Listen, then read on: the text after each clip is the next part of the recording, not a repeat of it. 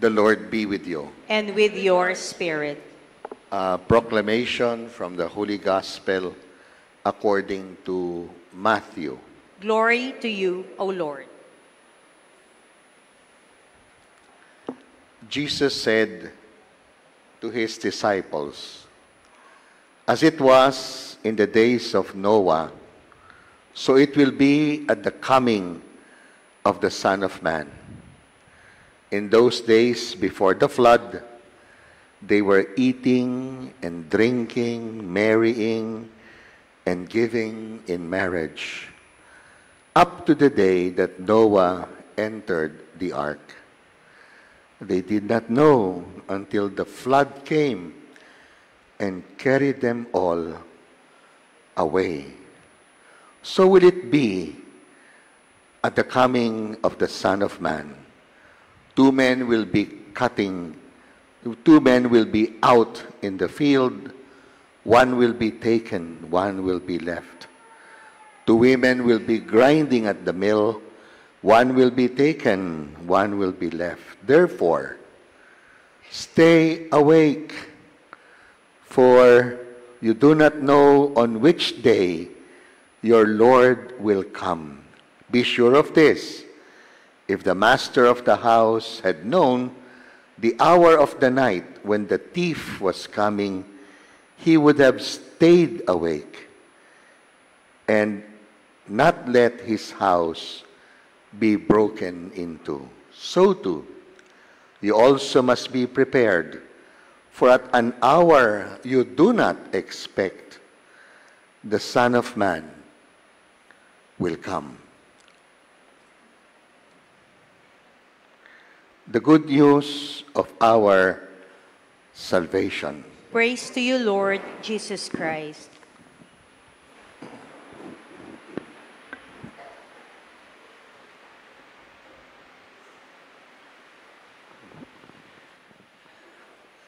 Nung binabasa-basa ko lalo ang ating napakinggang mga salita ng Diyos, maging Ebanghelyo, maging sulat ni San Pablo at ang sinabi ng isang propeta sa Lumang Tipan na si Isaiah, merong dalawang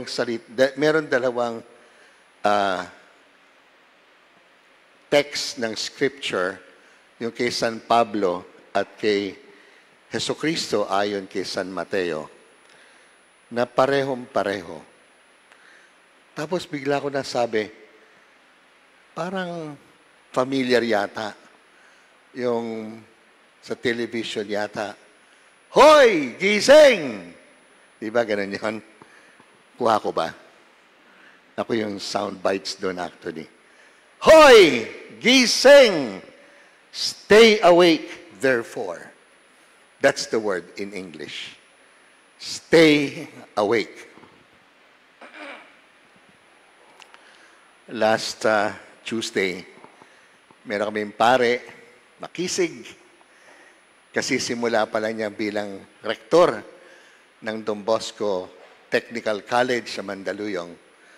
Nung umaga, ang dami niya activities. Kinahapunan, naglaro siya kasama ng aming mga migrant youth, mga out of school.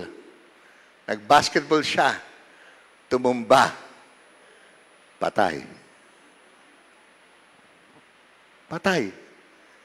50 years old. Tapos ang buhay. Kisig. Pero tumumba na lang sa basketball court. Dead.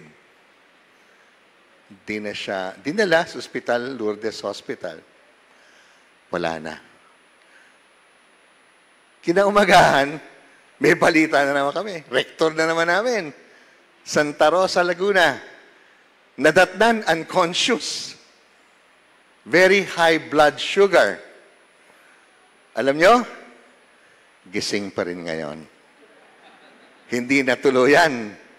Na-revive. I don't know if he is in the hospital or is he serving the parish mass? Pero that was his second time. Itong paring namatay, second time din niya. Nagbabasketball din niya naman sa Tarlac nung siya rector doon. Dahil doon, na-stent siya sa angioplasty. Ngayon, siguro, nakalimutan na niyang meron siyang iniinda. Yon. He was playing and had his boots on. So, totoo po, no? Hoy! Gising! Ano dapat natin ganong, parang sense of preparedness? Yon. So, ang dapat natin gawin na maging gising tayo. Sabi naman dito be prepared. Kasi inhalin tulad niya, as in the days of Noah, na yung mga tao pinagtatawanan si Noah, di ba? Gumagawa siya ng arko, only to find out na sabi sa kanya ng Diyos, magkakaroon ng flood, ng baha, at yung bahang yun talagang super laki. Alam nyo, kagagaling lang namin sa Vietnam, at yung Central Vietnam, hindi nila akalain, ang laki ng baha, kasi binuksan ng dam. So kung saan naglilikom ng tubig para makapagpaganda ng luntian at kanilang mga kapaligiran, kailangan lang buksan kundi masisira. Sa pagbukas, gabi. Ang balita sa gobyerno, mga 200 ang namatay. Ang katotohanan daw, siyempre komunista, bago bawal mag-bad news, lampas is 2,000. Isang gabi yun. Nawala. May nabasa ako, yung ating palang tubig, yung tubig natin, dito sa mundong ito, yun ang tubig sa buong universe. Walang tubig mo sa buong universe except sa ating planeta, sa Earth. That's the only water that exists. At alam nyo, hindi pa na nadadagdagan. Walang nagsasalok ng tubig kung saan lupalop. Sa ibang planeta. Hindi. Dito lang yan. Paikot-ikot lang yan. Ang tawag sa ating tubig, recycled. Paano? Ocean, warmth of the sun, evaporation, condensation, baba uli. Hindi ba? Pero imagine na ang tubig, ang kaisa-isang bahagi ng ating buong kalikasan na dahil doon, sanhi siya ng buhay. Sabi nga nila, huwag ka nang kumain ng 30 days. Huwag ka nang kumain ng 30 days. Papayat ka. Pero huwag kang hindi ka iinom ng isang araw. Patay ka. Water is life. Water is life. 75% po ng ating katawan, tubig. Pero imagine itong recycled na tubig na to at alang-alang sa ating buhay. Pero inyo ngayon, kinakatakutan natin, pag-uulan pa lang, sasabihin nyo, punta kaya ako ng Greenbelt? Makulimlim-limlim, ganyan. Abuta kaya ako ng baha? Biro mo yung tubig, bibigay buhay, kinakatakutan natin. Baka tayo hindi makauwi. Kasi biglaan. So, ano gagawin mo? So, ang gagawin mo, magdadala ka ng payong. O siguro, meron ba dito nakabotas? Kasi lulusungin sa baha. Leptopyrosis, di ba? Handa ka. Kung may payong ka, kung may kapote ka, handa ka. Pero sabihin mo, hindi darating yan. Dumating. Di tulog ka kung saang sulok na tuyo. Diba? Mahalaga yung gising ka, alam mo na pwedeng mangyari, at hindi mo alam kailan mangyayari, pero pwedeng mangyari. Kaya paghahandaan mo. Ngayon, tungkol sa pagdating ng Panginoon, si Jesucristo. Pag sinabi niya sa akin, ako'y darating, sinabi niya sa Gospel ni John, I will come back to you. Ikaw, I will come back to you, Glenn. I will take you with me. O ayaw mo yun? Dadaling ka ni Kristo? So that where I am, you will be. O punta ka sa langit. Okay ba sa'yo? Sasama ka ba? O O sasabihin mo, teka, ang dami kong, ang dami kong tao na may utang sa akin. Baka hindi na ako bayaran. Di ba? Pero siguro, pag may utang si Ferdy, pag ikaw may utang, sige na Lord, sama ako. Laki ng utang ko eh.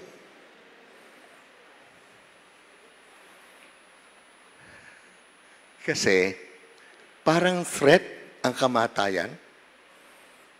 Hindi mo alam kailan darating si Jesus, dadaling ka niya, kukunin ka pala niya, tapos ang tingin mo, takot ka. Bakit? Takot kayo kay Jesus ngayon? Ano ko sa inyo? Takot ba kayo sa Panginoong Jesus? Hindi. Pag pumunta mamayang gabi sa bahay at susunduin ka, takot ka. Matakot ka sa sarili mo. Kasi ang gusto niya, daling ka niya sa langit. Gusto mong pumunta ng impyerno. Di ba? Gusto mo, alam mo, ang iyong kondisyon ay pang-purgatoryong matagal. Marami kang pagbabayarang pagkakasala. Paano na? Di ba? Wala nang panahon eh. So, kailangan tayong maghanda. So, anong pinakamagandang paghahanda? Nakalagay sa second reading. Sabi niya, let us throw off the works of darkness. Yung ginagawa mo sa dilim, kasi hindi naman nakikita, kitang-kita ng Panginoon. At lalo na, yung alam mo sa puso mo, mali, akala mo walang nakakita, alam niya. Actually, bakit mo alam na mali? Sinasabi niya sa'yo, mali. Huwag mong gawin, sabi niya, throw away the works of darkness.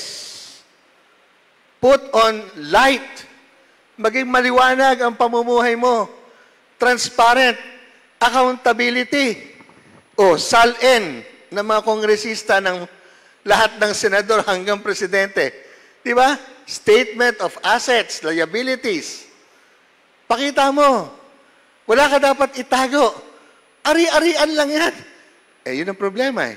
Akala mo, maitatago mo yung malaking bahay mo? Akala mo, maitatago yung pinakamagandang kotse mo? Hindi mo maitatago yan, di ba?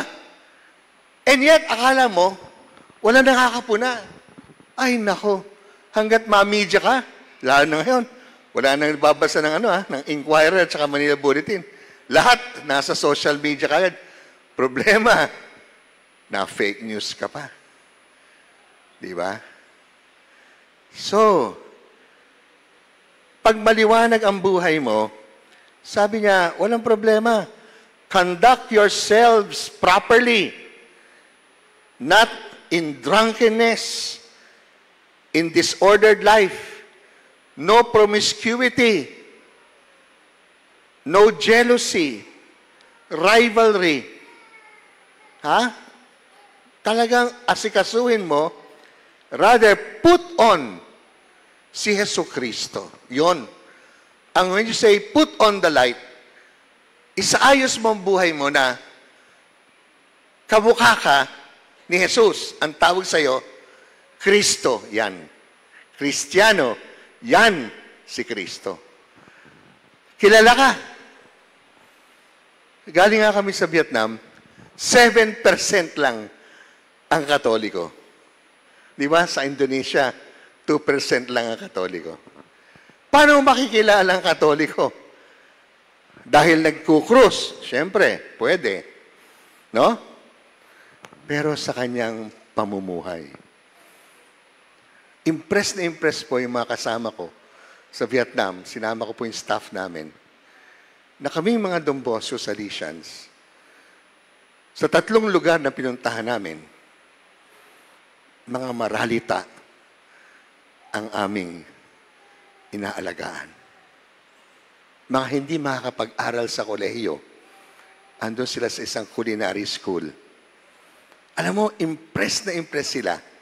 Kasi kami lang palang Don Bosco sa Vietnam ang nagpapapasok ng mga out of school At mga bata na hindi makapasok sa private school kasi hindi rin maganda ang kanilang edukasyon. Lalo na kasi may communist, di ba? Pinag-uusapan puligi ang komunismo, ayaw ng mga pagulang. Naghahanap sila ng eskwela na magandang values, Christian values.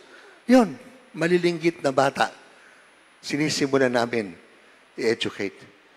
Nung tinanong ko sila, pauwi kami, last Friday, ano na-impress nyo? Sabi nila, masarap pala maging Katoliko. Ang Katoliko, ang Kristiyano, tumutulong kahit hindi mo kalahi. Kahit di mo parehong relihiyon. Yon. Put on Christ. Generosity. Self-sacrifice. Friendship. Humility. Good conversation. Maganda ang lumalabas po sa dila at labi. Maayos po ang isip. Malinis, dalisay ang puso.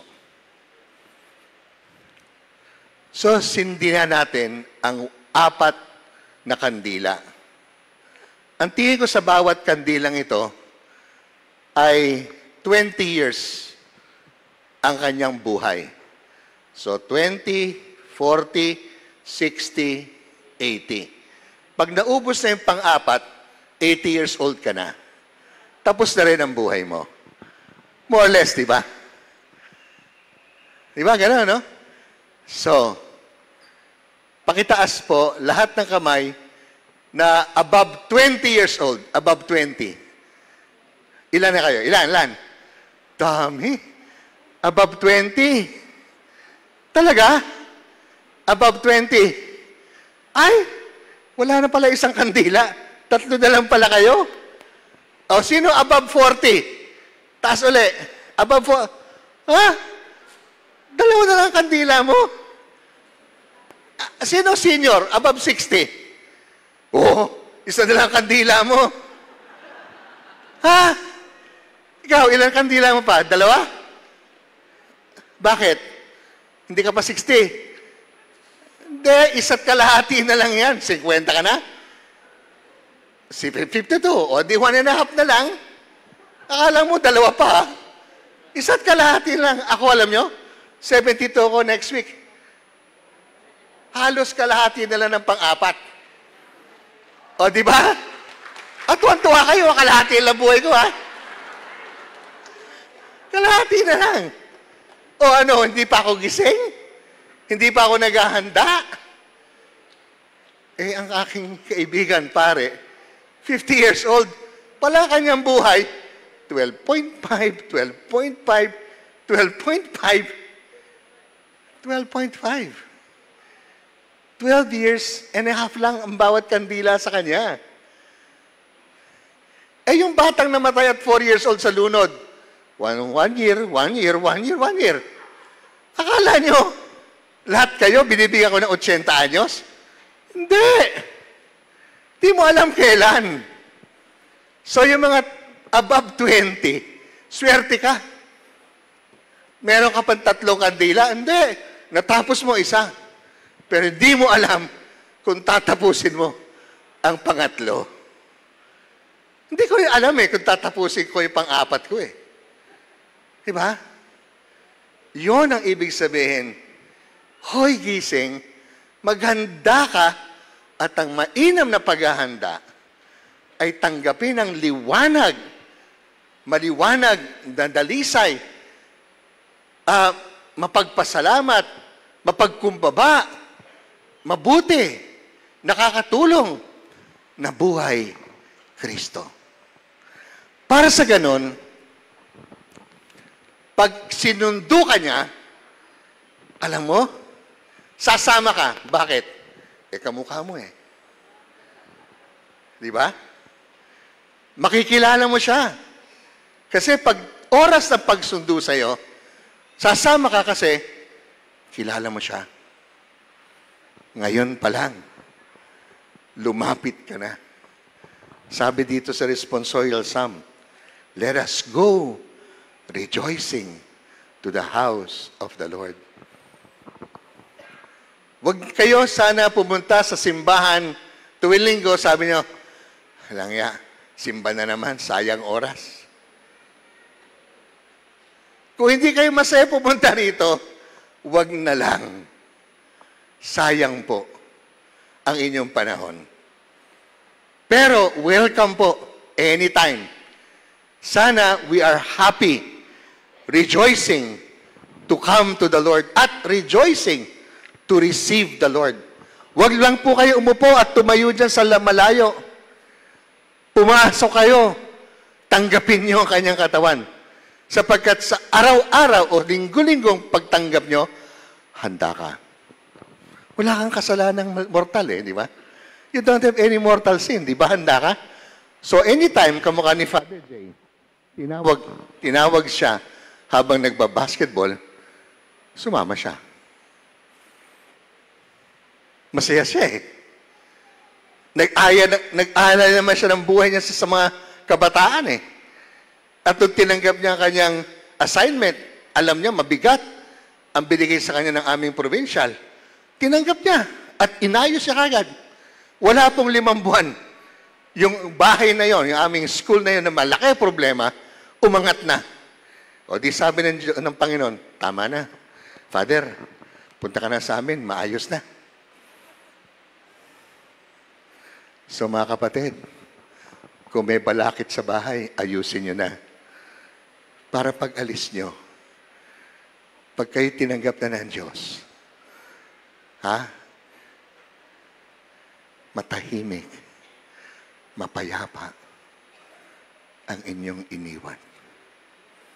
Huwag niyo pong iwanan ng malaking utang.